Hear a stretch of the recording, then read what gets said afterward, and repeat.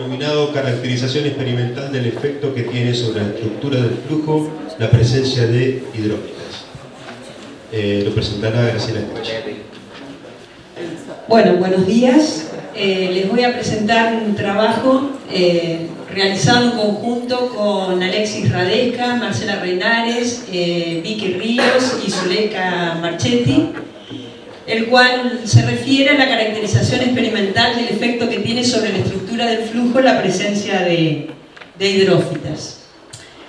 Básicamente el trabajo se relaciona con uno que se presentó en la tarde del lunes, ¿sí? El cual hace referencia a una situación que se da en gran cantidad de los cursos menores, cauces menores y medianos del sistema fluvial del río Paraná, y es básicamente la presencia en grandes extensiones de hidrófitas, ¿sí? Que es vegetación arraigada a la margen. O sea, lo que nosotros podemos encontrar en estos cauces son grandes extensiones de las márgenes que están colonizadas por esta vegetación que predominantemente, ¿sí? Está copada por el canutillo, que es una especie acuática que se caracteriza por formar una densa red de tallos que obstruyen el escurrimiento, ¿sí? Obstruyendo en realidad parcialmente el tirante del mismo. Básicamente esa obstrucción es en una parte, digamos, de un modo parcial del tirante. Básicamente se arraiga las márgenes, ¿sí? Y se va desarrollando, dejando parte del escurrimiento en muchas ocasiones libre por debajo del arreglo de las plantas. Entonces este trabajo se enmarca dentro de una investigación más general, la cual tiene por objetivo evaluar el efecto que la presencia de este tipo de vegetación tiene sobre la dinámica del flujo que interactúa con la misma. Específicamente en este trabajo, ¿qué es lo que tratamos de hacer? Ver si podíamos desde el laboratorio aportar algo en esta dirección. Y básicamente nos centramos en ver si podíamos optimizar una técnica experimental que permitiera obtener información al respecto, ¿sí? En lo que hace a la representación de esos ensambles de planta y en lo que hace a la medición, es decir, las técnicas de medición y análisis de velocidades. Para eso entonces propusimos realizar una serie de ensayos de laboratorio. En estos ensayos representar ensambles de los canutillos en un canal de laboratorio, estos ensambles representados de manera tal de lograr diferentes grados de obstrucción al escurrimiento y realizar lo que nosotros sabemos hacer, que es medir velocidades del escurrimiento en distintas verticales a lo largo del canal.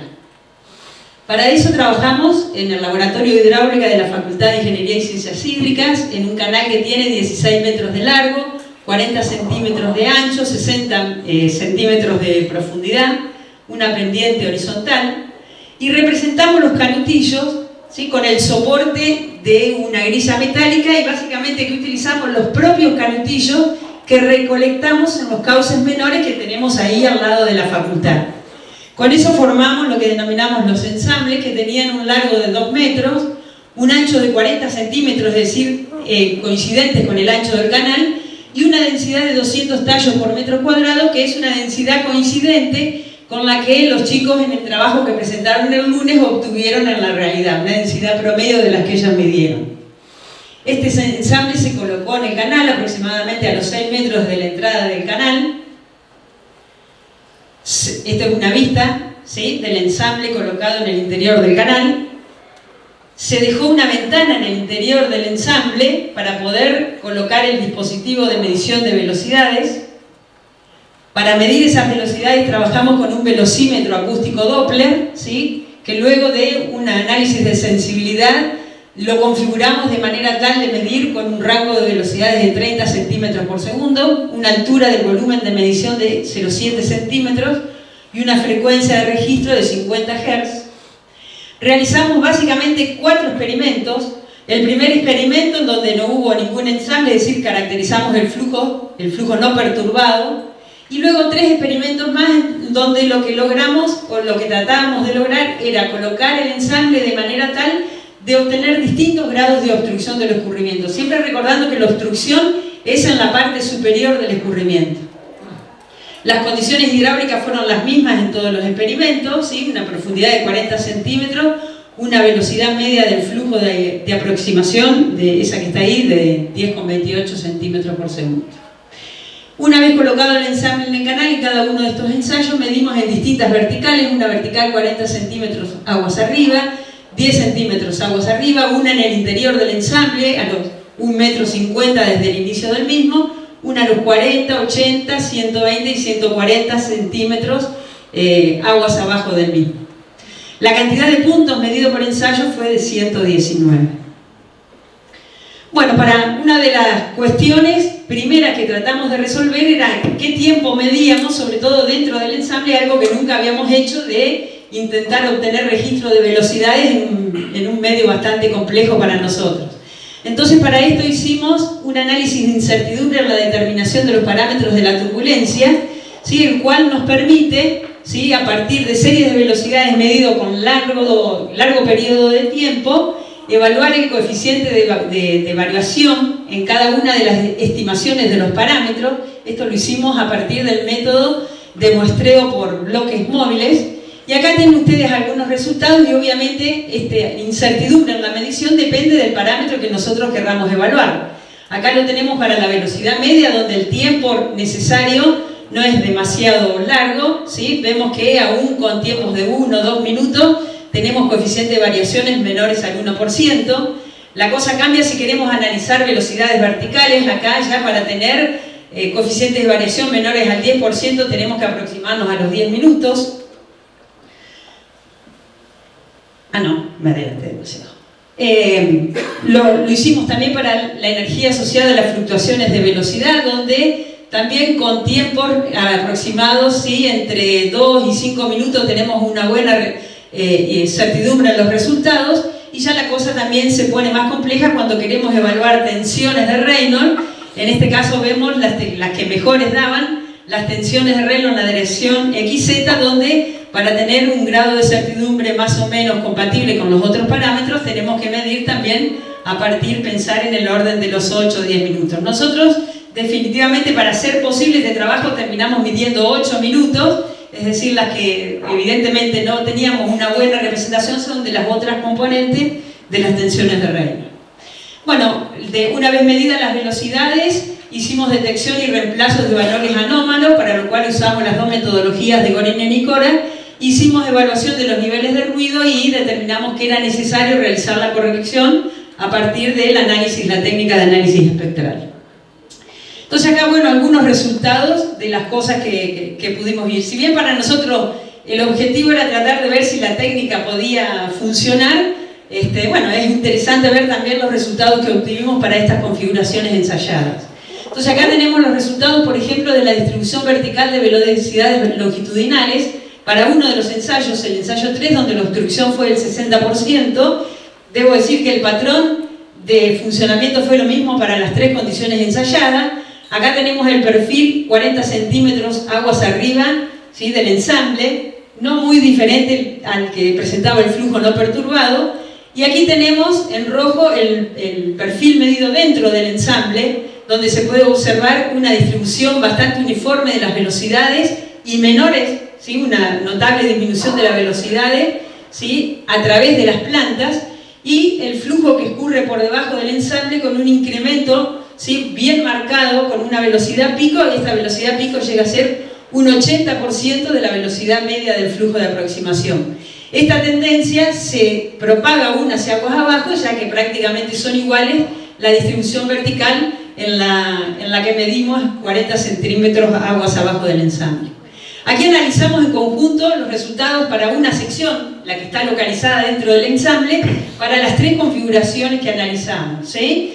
Y acá lo que podemos ver es cómo del flujo que escurre entre las plantas, la velocidad aumenta en la medida que la obstrucción fue mayor, y también aumenta el pico que se da en ese flujo, ¿sí?, acelerado por debajo del ensamble, ¿sí? En la medida que mayor fue la obstrucción del escurrimiento, mayor fue ese pico y más se aproxima a la ubicación del fondo.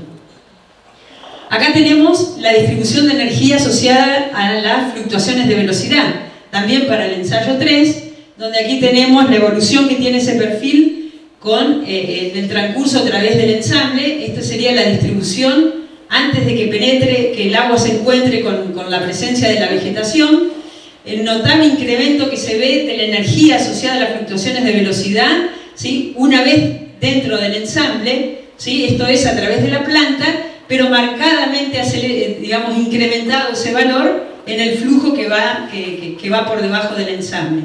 Y aún con valores picos que aumentan hacia aguas abajo de la localización. De nuevo, una comparación entre los 3 ensayos realizados, donde también surge de nuevo este incremento en la energía, ¿sí? Cómo aumenta en la medida que la obstrucción al escurrimiento es mayor y cómo este valor pico también aumenta y se aproxima al flujo, ¿sí? Esto, digamos, se produce en las cercanías del límite del ensamble, es decir, posiblemente esté asociado al intercambio que se genera entre esas dos masas de escurrimiento con 2 velocidades tan diferenciadas. Bueno, también tenemos el análisis de las velocidades verticales, ¿sí? La velocidad aguas arriba del ensamble, ¿sí? La velocidad, digamos, para que uno lo vea un flujo descendente delante del ensamble, se tiene que acercar mucho al mismo. Esto es en la vertical 10 centímetros aguas abajo y, digamos, el flujo ascendente una vez superado el ensamble. Que cuando la obstrucción al escurrimiento fue más grande, uno tiene que irse más aguas abajo para poder observar esta situación. Bueno, el tiempo no tengo demasiado. Esto sería la distribución de tensiones de Reynolds también, marcando este incremento asociado al intercambio que se da entre esas dos masas de fluido con diferentes velocidades. Y esto también es una situación particular, que es, digamos, la cantidad o la gran longitud que requiere el escurrimiento para restablecer las condiciones aguas abajo del ensamble. Acá lo que tenemos son las verticales medidas aguas abajo. Esta sería la distribución de velocidades en la vertical del flujo no perturbado y cómo se van acomodando los perfiles de velocidad, y lo que vimos que aún en la última que nosotros medimos estamos bastante lejos de restablecer las condiciones del flujo no perturbado. Bueno, las conclusiones, el trabajo permitió optimizar técnicas experimentales para el estudio en canales de laboratorio de la alteración que introduce el escurrimiento, la presencia de vegetación acuática arraigada, ¿sí? Destacamos o creemos nosotros que tiene importancia poder representar los ensambles constituidas por las mismas plantas, digamos, que se encuentran en su ambiente natural. Las técnicas de medición y análisis de velocidades se ajustaron a las condiciones particulares que impone el ambiente disturbado por la presencia de la vegetación. Y los resultados encontrados, esto queremos decirlo, lo consideramos una aproximación al problema. En un futuro inmediato se prevé ensayar en canales con obstrucciones parciales del ancho del escurrimiento, que en realidad es la situación más habitual en los cauces. O sea, esta situación de que esté todo obstruido, el ancho del escurrimiento, si bien se da, no es la más habitual. Bueno, esto fue todo por hoy. Muchas gracias.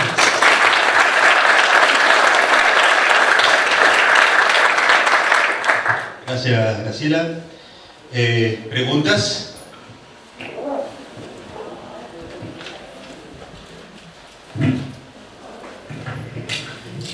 No, te quería decir que como para ensayar en campo, ahí en la facultad tienen un escenario de sobra, porque están rodeadas. Y que este caso justo se está dando que en la entrada del riacho está completamente tapiado. Y como es un cauce bien definido, me parece como un buen lugar para contrastar en campo estas mismas mediciones. Sí, la idea es hacerlo en el campo, pero también hay que tener en cuenta que en algunos de los sitios, que digamos a veces la presencia de vegetación no es esta arraigada a la margen, sino también se da mucho el camalotal, que sería una situación diferente, digamos. Nosotros estamos tratando de hacer referencia a esta que se arraiga a la margen, digamos. Sí, tengo entendido que son los canotillos, puede ser que haya otros camalotes. Sí, toda la intención tenemos de contrastar esto. O sea, esto es una parte, pero lógicamente que el ideal es tratar de medir en el campo. A ver, muy lindo. ¿Otra pregunta?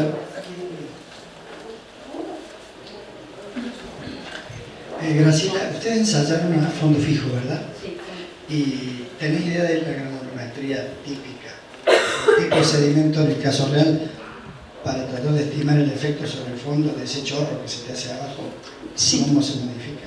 Sí, en realidad el material contra la margen, es más, una de las hipótesis, digamos, una de las hipótesis, ¿no?, ya demostrado por Zuleika y por Ramonel, es que estas plantas retienen sedimento, ¿sí? Y hay sedimento fino.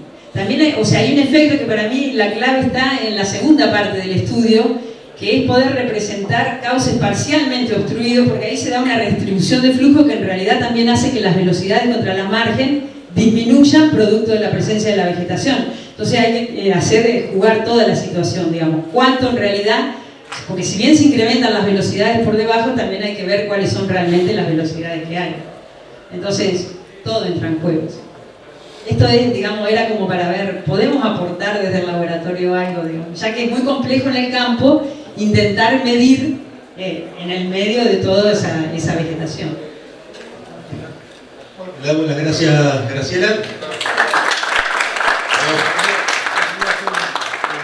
Un comentario hablando de sedimento, que efectivamente lo que se va a ver es que el canutillo trabaja con un elemento de retención de sedimento. Entonces vos tenés, la cantidad de movimiento está cambiando en el sentido lateral y te va a crear un flujo, una difusión en ese sentido, no solamente el flujo unidireccional que viene. Esto fue esencialmente la tesis de doctorado de Fabián López.